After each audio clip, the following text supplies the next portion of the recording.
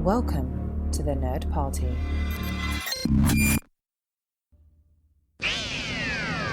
They can travel anywhere in time and space.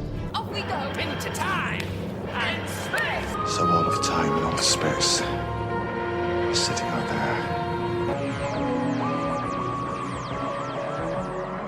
there. Welcome to Time and Space, one married couple's adventure through the Doctor Who universe. I'm Jessica Nunn. And I'm her traveling companion, Philip Gilfus. So, what have you been up to since our last podcast? Lots of misery, but that has nothing to do with Doctor Who.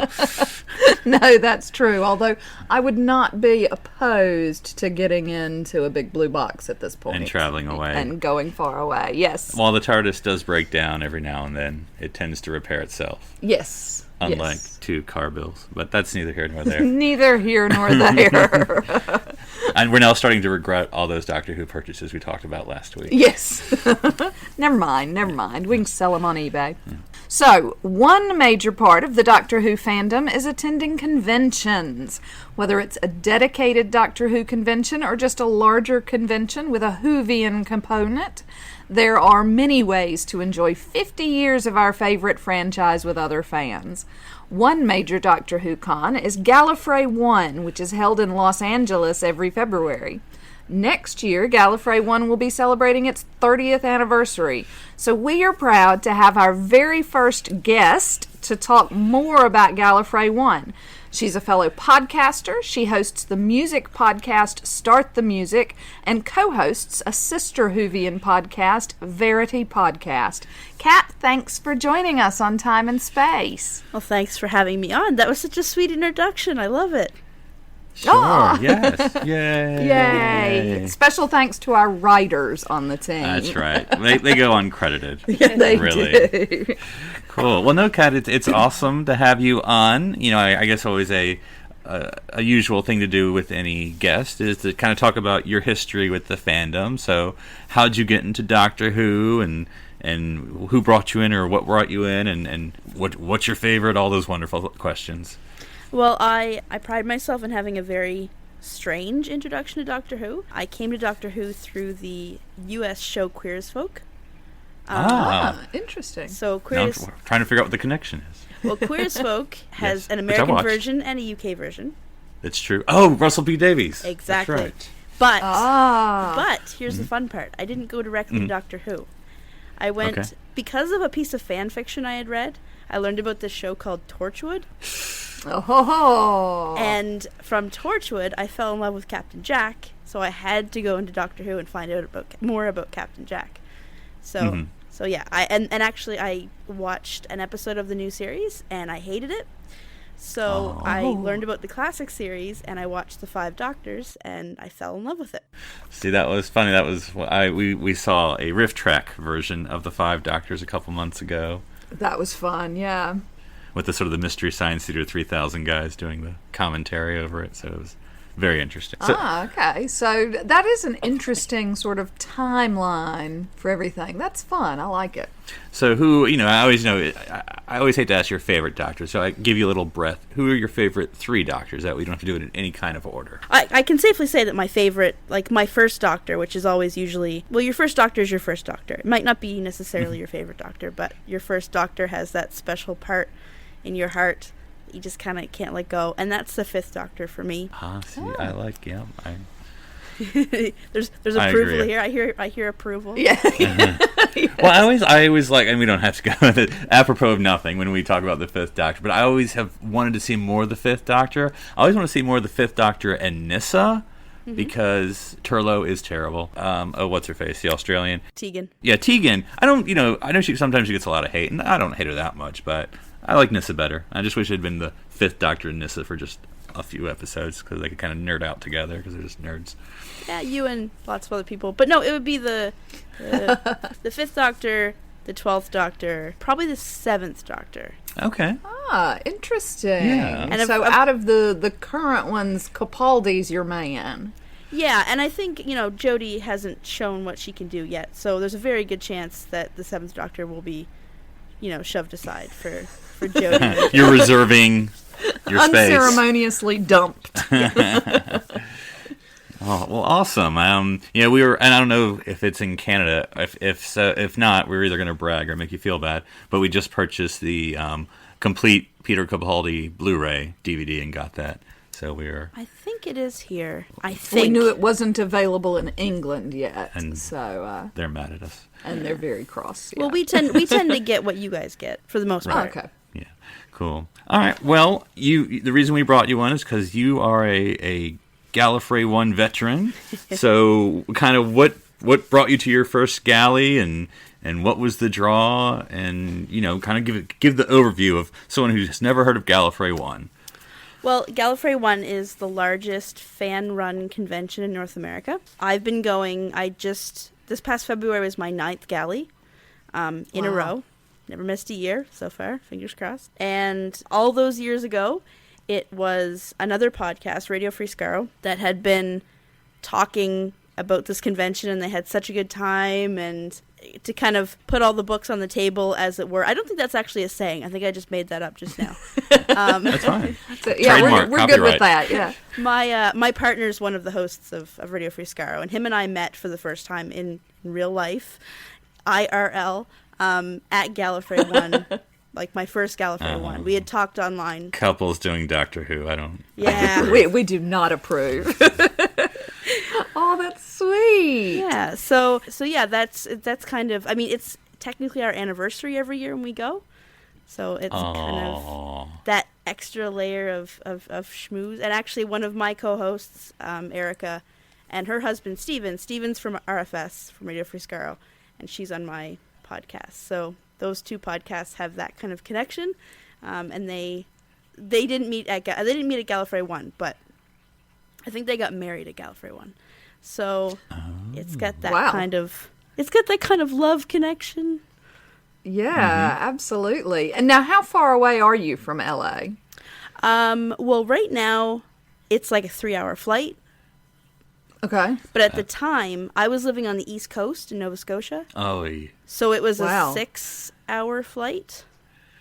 Wow. Yeah. So that's a pretty big commitment to have gone 9 years. It's not on your back stoop by any stretch of the imagination. Yeah, I'd never flown. I'd only flown once before by myself. I was given the money to go, ironically from my ex at the time. Hey, why not? And yeah, it was a huge commitment, and it was a huge. I didn't really know anybody there. I knew my partner, but that's about it. But we had never actually met face to face, just online. So, yeah. But it was cool because within arriving to Gallifrey One, I got a hug from Rob Shearman, the writer, Doctor Who writer. Okay. So that was my first introduction to kind of fandom outside of online. Cool. That's brilliant. Well, I mean, I think weddings and romance is certainly some highlights, but those, I guess some sort of in fandom. Not that those aren't important. What are some in fandom highlights from the past 9 years? Whether it's really super panels, or interesting guest appearances, or one-on-one whatever meetups. The top, I'll give you the highlights. 1 year we have something called a Cafe Clash, which is a group of I think it's 8 or 10 people. You go into a room with an actor or a writer or something, and it's just that person and this small group of people. And you get to ask them questions, and it's kind of like a one-on-one kind of thing. And I had one of those with Waris Hussein, who directed the very first episode of Doctor Who. Yes, Oh, yes. Oh, that's amazing. So that was super cool. I got to meet the 5th Doctor. I got to meet Peter Davison. Yes. We got a photo op. Fantastic. I get to meet Gareth David Lloyd, who played Yanto in Torchwood. More importantly, I got to interview Gareth David Lloyd and Naoko Mori on stage in front of a lot of people. Oh, wow. So that was fun. And they were already tipsy from the wine they'd been drinking. So that was super fun. And then I've done tons of panels. Our podcast does a panel every year called In Defense Of, where audience members come up and have to defend positively a random thing that's been written by another audience member. So it'd be like, defend the Doctor's, I don't know, the 6th Doctor's coat. But you have to do so positively. Or Adric. Or, I don't know. Yeah. Now, see, Adric's my favorite companion, so I've become known for... Are you Ravenclaw? Can we just get this out front? Because I'm sensing a theme. You're mixing our fandoms, darling. So, only time I've ever cosplayed something Doctor Who related at Gallifrey One was I have a Femi Adric outfit, and I get. Do you have the little broken shield? Or I'm sorry. Too soon. No, not from that episode. But I get to show off to Andrew Smith, who created Adric. So he wrote that episode. So that's pretty amazing. Yeah. Yeah. I think that one of the cool things is the gender bending cosplay is always cool, but I think was cool to see this year some of the photos online that people or women got to dress up as the Doctor, because it's now the 13th Doctor of all ages. Yeah, I don't know if you saw the little girl that kind of went around social media, the little girl dressed as the 13th Doctor. She was having so much fun at the convention, like just running around and watching people be excited about her. It was adorable. Yes, I can imagine. Yeah. Oh, and that was so I just wanted to cry. that just. So let's get into this year's Galley. I'm sure there were so many things, and whether you saw them all or not. But sort of, I guess, what was your experience? Like, how many days did you go? What was do you plan an agenda, or did you just sort of go free flow? What was sort of your 2018 experience? Well, they a little while ago, a couple years ago, they stopped selling like 1-day passes. So you just get a full weekend pass and you're there for the full weekend. We always try to stay at the Marriott Hotel, which is the hotel the convention's set in, because it makes it easier. We've been going so long that we go down Tuesday to Tuesday. So we go down for a full week and we went to like the La Brea Tar Pits and did some sightseeing and stuff. And had an anniversary week. Yes, yeah, it's our vacation. It's our big vacation. Yeah, but we don't tend to plan that much. I think because we've been going for so long. I tend to just whatever happens. I'll make things that I want to have happen, but if they don't, I have to tell myself, don't be disappointed. So there's always next year. Yeah, exactly. Seeing people is way more important than even going to panels, because it feels like a family reunion more so than... Yeah. It has since the first year that I went. Wow. And I guess the thing that I really liked was we had Stephen Moffat as a guest this year. Mm-hmm. And the thing that people don't understand about Galley is Gallifrey One. You know what I mean. Yep. We're hip. We're hip with the kids. Is guests don't really have handlers like they do at big media conventions. Like, they don't really have security or bodyguards, or, like, they're not whisked away places. Like, Stephen Moffat spent a lot of the time he was there just kind of hanging out. Like, in the bar, in the restaurant, in the lobby. Like, there was nothing in between us and him. Uh-huh. Yeah. And actually, one of the fun things I've been telling people that happened is I was standing in the lobby, just kind of hanging around, waiting for people. And I looked over, and there was this couple, or I assume they were a couple, sitting, and they were, like, talking in hushed tones. And then they look over where Stephen Moffat was sitting at the bar, and then they would, like, hush tones and whisper, whisper, whisper, and they look over again. And he looked over, and he saw them doing it. So he got up, he walked over to the two of them, stuck his hand down, shook each of their hands. They're like fanboying, fangirling, like completely speechless. He smiled, gave a little wave, went back to where he was at the bar, picked up his drink, went back to what he was doing. And nobody bothered him. Nobody was going over and pestering him. It's just they were letting him come to them. And that's the way Galley's always been. Like, regardless of who was a guest, or there's always been this kind of unspoken, the guests will come to you, or if you go up, you have to be very polite. If they don't want to talk to you, then you walk away. But I've never seen that at any other convention. Sure. Do you think that that's because it's a fan-run event? Maybe at some point it was, but at this point, it's kind of a word-of-mouth thing. Sean Lyon, the person who, the chair of the board that runs it, has done so much work to make sure that guests are comfortable, and that gets kind of passed on to new guests. So when you have, like, you know, the first time Philip Hinchcliffe was ever at the convention, it's because someone else had told him that it's a very good convention, that it's safe, that it's well run, and, you know, people are polite and respectful and stuff like that. Now, did you go, and I'm trying to remember who was on the panel. There was, I don't know if it was just an all women actresses, or all women actresses, all actresses of Doctor Who run there, and then it kind of turned into this sort of talk about, you know, sort of the Me Too and everything else, and different experience people had. I just had read about that article about that, and I didn't know if you had gone to that one. I hadn't gone to it, but one of my co-hosts from Verity is the one who moderated it. Okay. Oh, right. Deb Stanish. She's the one that moderated. She is an amazing... I want to be a moderator like her someday. She's amazing. And it was one of the Head Over Feels ladies that had gone through and done up, like, the Twitter thread that a lot of the articles were based off of, because you're not allowed to film any of the panels. Okay.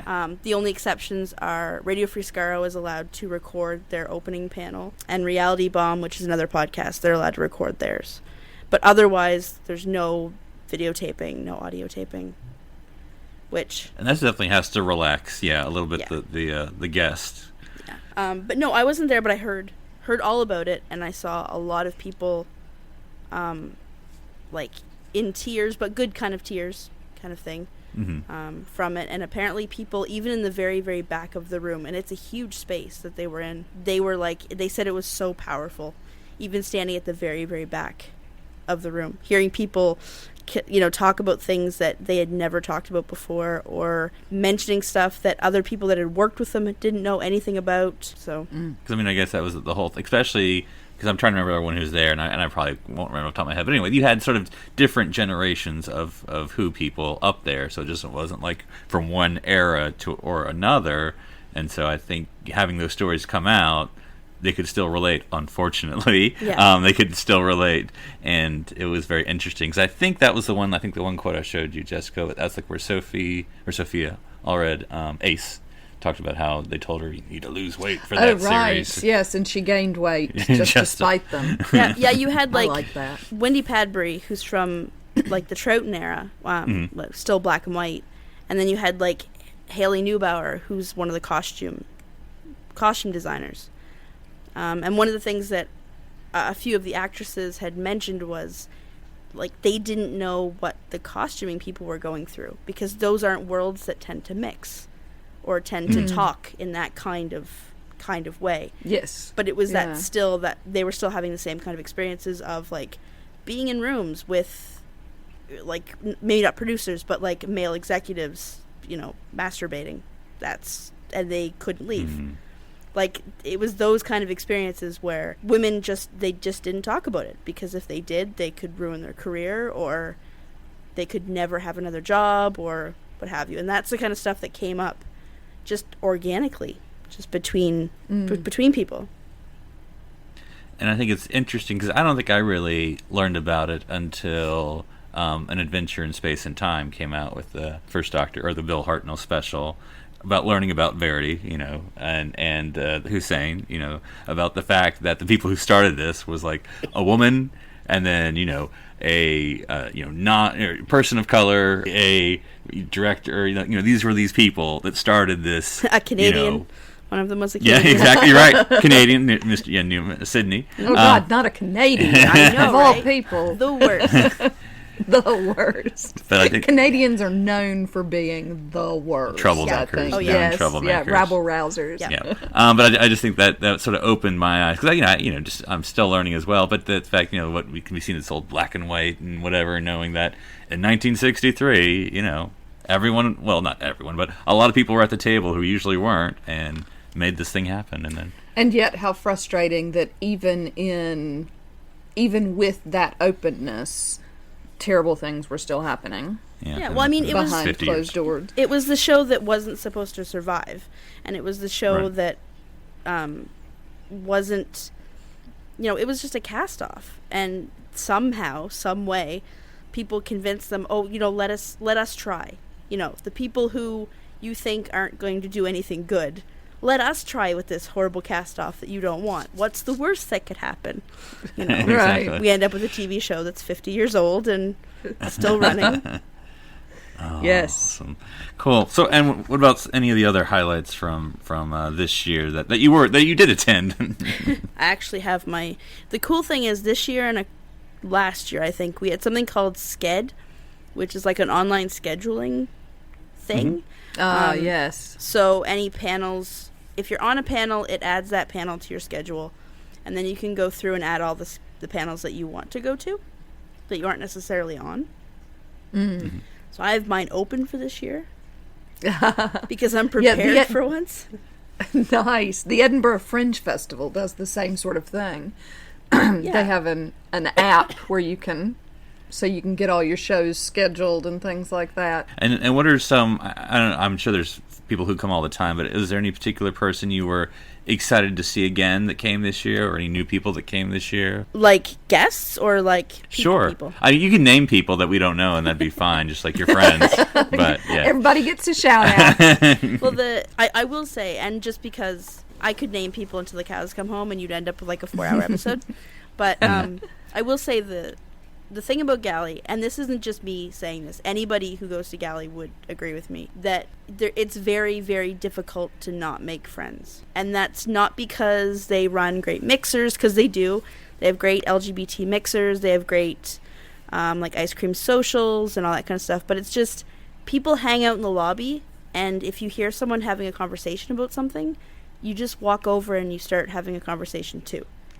And it's like an unspoken rule that people just include each other. That just happens. Mm. It's just a very welcoming kind of environment. And when I went there, like I said, I didn't know anybody except for Chris, my partner. And then after that, like the next year, it was like suddenly I knew 20 people. And then suddenly I knew 40 people. And then suddenly I had people coming up to me that knew my name that I didn't know that wanted to talk, which is super cool. How long was your post-con funk then after that experience? Is it like a week or a month or? I get over it just about in time, like for the 1st of February, I think. Mm-hmm. Like it's just kind of like it's always it's nice to be home, but it is like a family reunion that you actually want to go to. Like, you look forward to it all year to see the rest of your family. Yeah, that's a spin on it.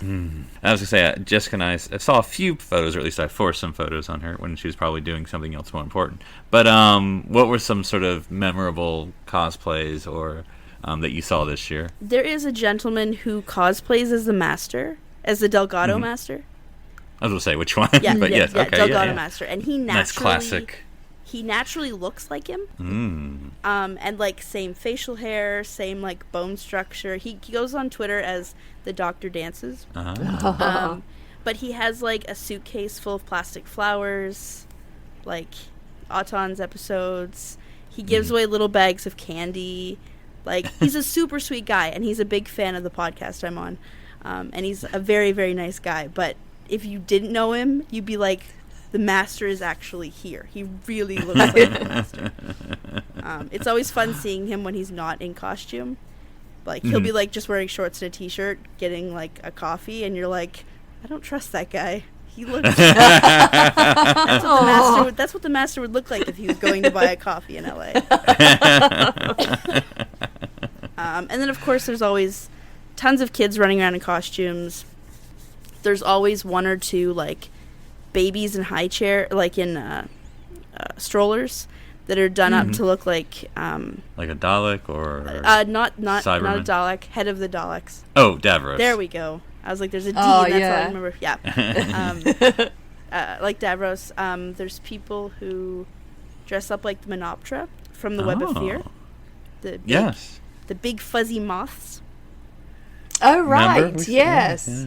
So some of the costumes are super cool, and we're friends with Meta and Brian, and they're two cosplayers from the Bay Area. They have, like, astonishing... They have, like, Stones of Blood cosplays. They have a Cassandra, and then they dress up like the two attendants. They have from the library two-parter, the Vashnarada. They have, like, the astronaut spacesuit. Hey, who turned out the lights? Exactly. They're amazing. They're so good. So you've probably seen them amongst galley pictures because they always have tons of pictures taken. But no, like last year there was a woman who did the second Doctor in black and white. Ooh. Like she had her skin colored and everything, so it was all in black and white. It was super cool. And she had a fourth Doctor, I think, as well, that was done in black and white. Oh, interesting. I like that idea of making the color, in black and white. Yeah, like the monochrome scarf and everything. Mm-hmm. Oh, I can't even imagine how long that would take to do, though. I can tell you it takes 13 hours because I've done one. Oh, my gosh. See, so now you know what to get for my birthday. Yes, 13 hours of makeup. That's okay, right. I'm on it. Oh, cool. Now, say someone's listening to this and they're like, wow, this sounds awesome. I want to go to Galley One. Like us, for instance. I'm ready to go. Well, not after. We'll have to see it after certain bills are paid. But anyway, so what were the tips you would give to the first time Galley goer, whether this is their first, Doctor Who convention or not? What would you sort of give them the must-dos, must-don'ts? Well, I would say first off, Gallifrey1.com is the website. There's a Facebook group. Make sure you join there. Know when the tickets go on sale. You need to get a ticket. April. Sorry? As I said, which I saw is April. Yes. I forget the exact date. Yeah, April 13th. Yeah, April 13th. You need to get them the day of. Otherwise, you have to try to track somebody down that's bought a ticket that can't go or something like that. They sell out really, really quick. But hopefully you get a ticket. And if you do, and you get a hotel room, you get those two things, you're golden. In which case, there's lots of resources for people that have never been before. There are tons of people that pretty much anybody there is willing to help you out. You definitely want to go down at least a day or two ahead of the convention if you can. So it starts on Thursday night. Most people will go down Wednesday or Thursday morning. And from there, go out, do some sightseeing, that kind of thing. Go see what little bit of LA you're going to see while you're at the convention outside of the hotel. It's really fun to tell people you're going to LA for a week, and they're like, oh, what are you going to see? I'm going to see the inside of a Marriott hotel, and that's pretty much it. If you're not from the U.S., make sure you get American money before you go down there, because it is exceedingly expensive to get money out of ATMs. It's like $4 per transaction. Wow. To get money out. As people find out when they desperately need to get U.S. cash out.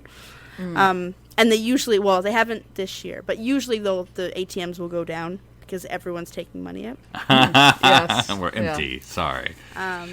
So, plan ahead of what you'd like to see. That's the great thing about Sked. But whatever you plan to see, you're going to see like a quarter of it. Maybe. If you're lucky.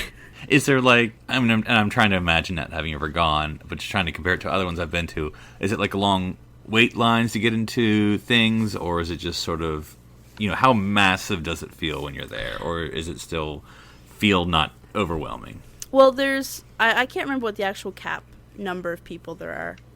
No, it's not as high as like San Diego Comic-Con or a Wizard convention or something like that. It actually doesn't feel like as many people as they say there is. But it's not even that. Here's the funny thing. It's not that it's massive. That's not the reason you're not going to go to much stuff. It's you're going to go to a panel. You're going to go to, say, like Stephen Moffat's panel, and that's going to be over. And you're going to think, okay, if I go to program room D, I can go and watch, that Katrina person talk about whatever it is she's talking about. But as you're walking to that room, you're going to see somebody that you met earlier in the day, and you're going to want to tell them all about the Stephen Moffat panel. And they're going to want to tell you all about the thing they got in the dealer's room. And then you're going to want that thing from the dealer's room. So they're going to say, okay, let's go back to the dealer's room. And you're going to forget all about that program room D thing that you were thinking about going to. It happens every time. Like, you see somebody, or you see a cool costume, or you see a Dalek in the hallway and you want to get a picture, and you might go and watch half of it, but there's so many things to see, and there's so many people to talk to, and everybody wants to talk to everybody else, and very rarely about Doctor Who.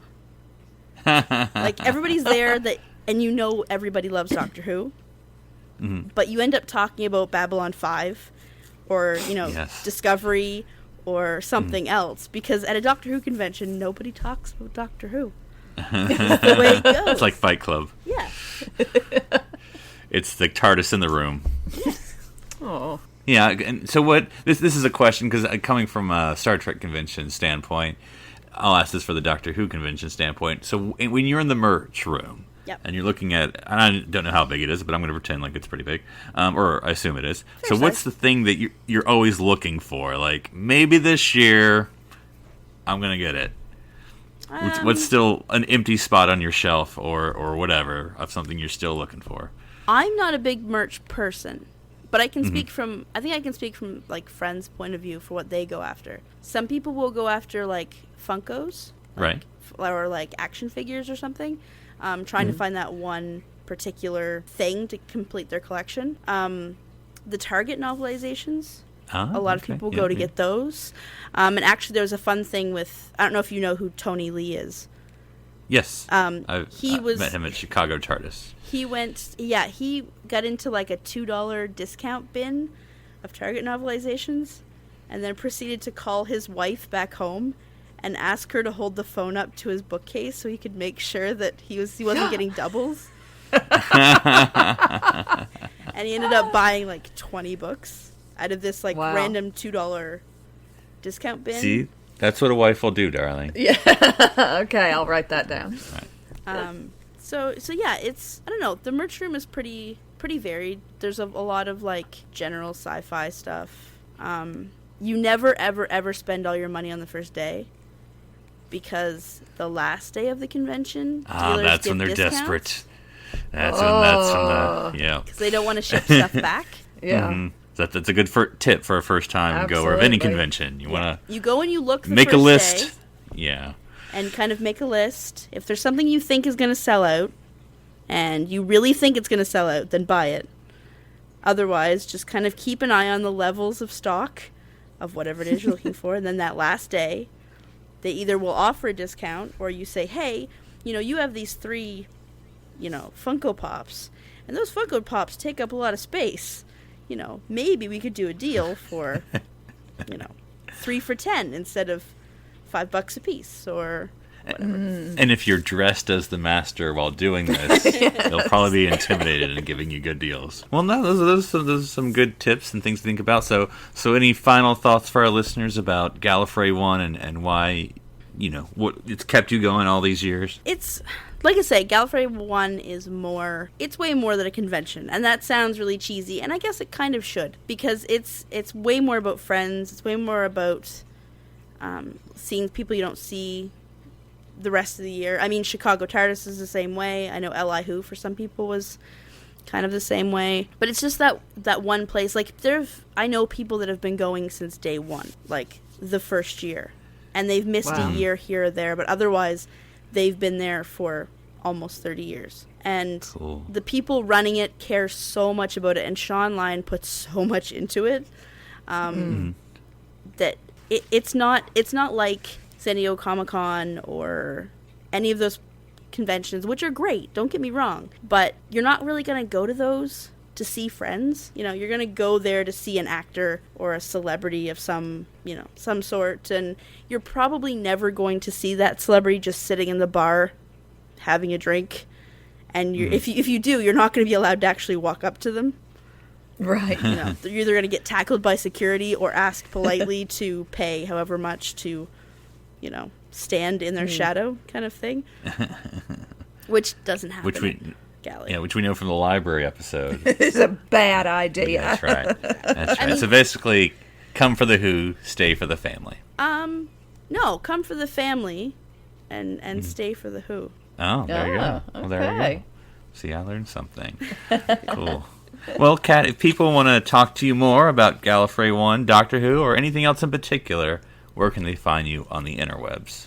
Well, if for some strange reason you'd want to do that, which I don't understand why you would, but that's my Canadianness coming through.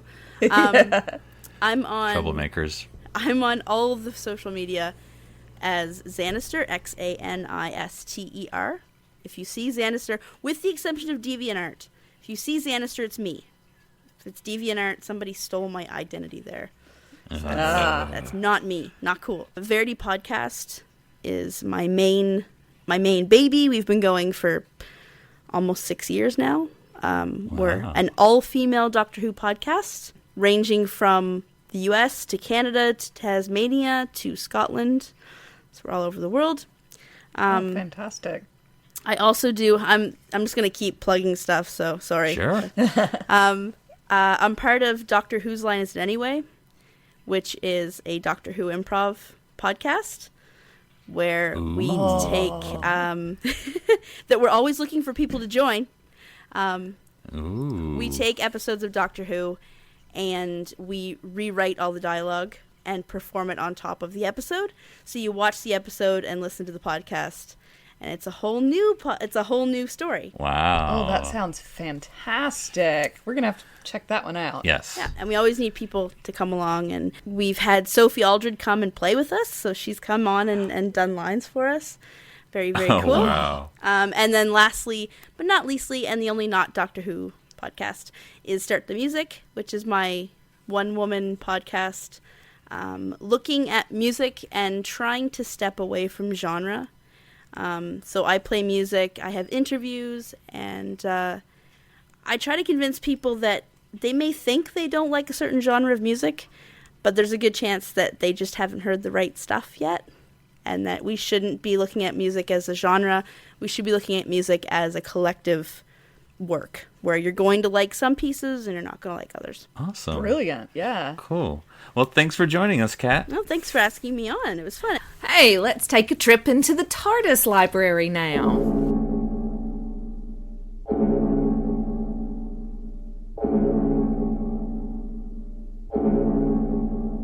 Well, since we've been talking about Gallifrey with Gallifrey One, and we talked about the great panel with all the women of Doctor Who, it got me thinking Gallifrey, women. Let's talk about a Time Lady. Now, we've talked sometimes about Susan, right, the Doctor's granddaughter. Yes. But there was another Time Lady, and that is the Rani, sort of the bad Time Lady. And so we're going to be talking about The Mark of the Rani, a 2-episode serial that debuted on 2nd February 1985. Now, TARDIS.wikia gives us this synopsis. In 19th century England, the Doctor finds himself facing 2 competing enemies, his old adversary, the Master, and the Rani, another Time Lord with a sinister plan. The local population is turning violent and unpredictable. With a major meeting of the brains of the Industrial Revolution due to happen in the village soon, the Doctor must work out what exactly is causing all the problems. Only the Doctor can stop the Master and the Rani's evil plans. So what did you think of this new Time Lord or Time Lady, depending upon whether you're old-fashioned or not? I'm forgetting how Mistress put it. Yes. Yeah, I mean, she's evil. Right.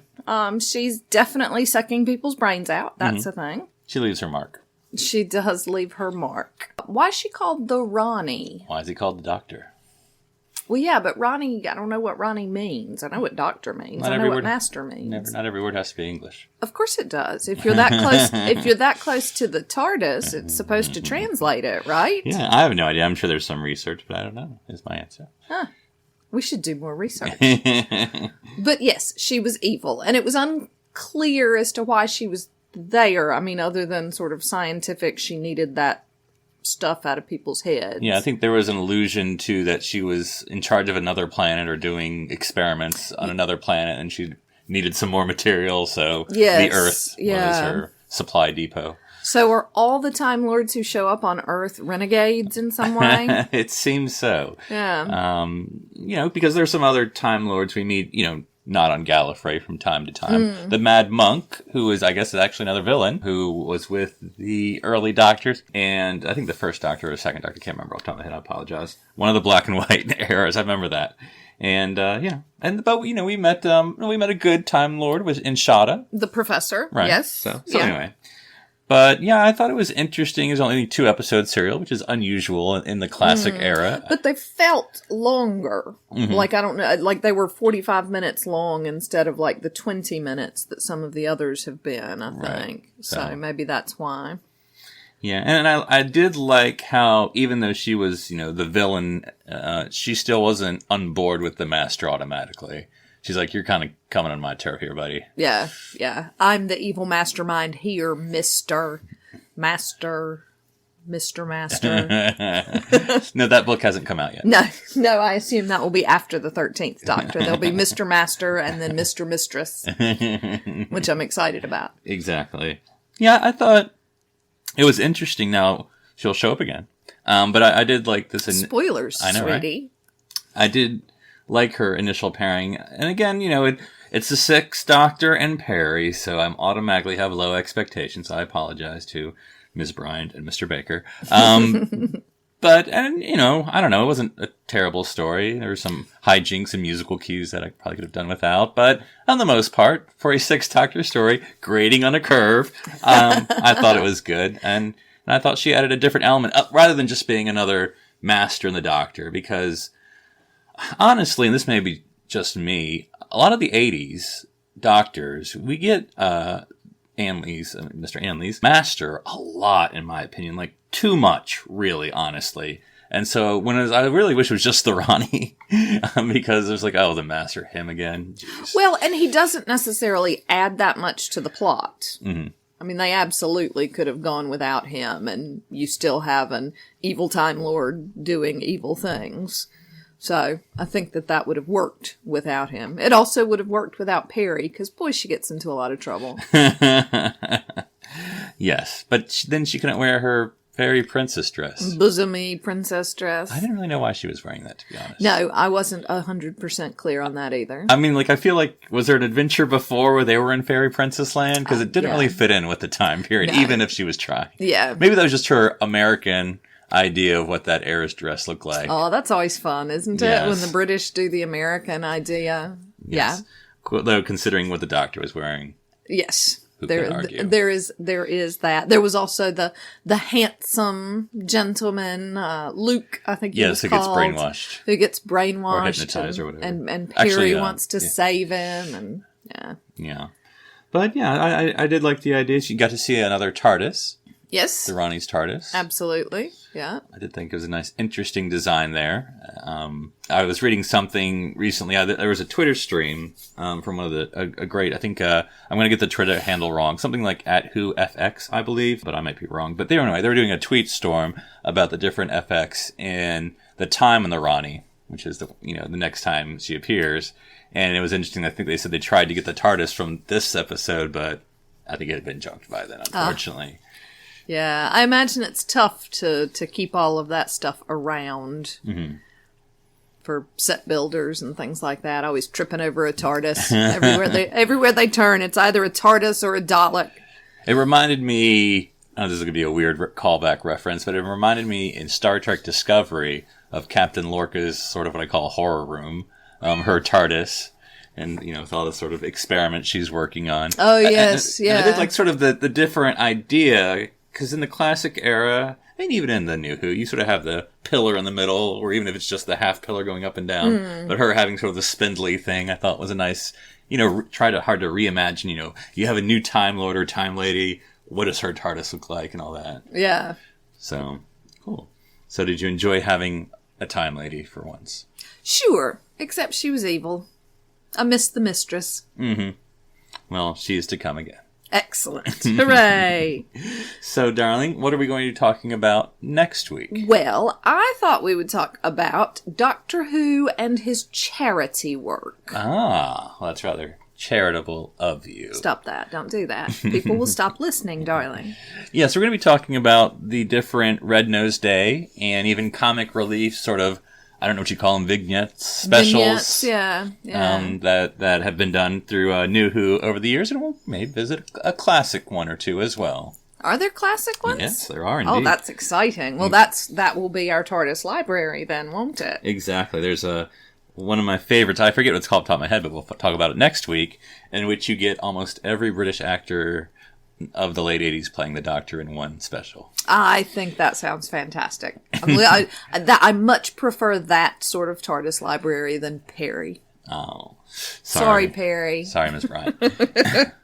Well, until next week, darling, you're my favorite lady to travel in all of time and space with. Ooh, am I the mistress? Yes, dear.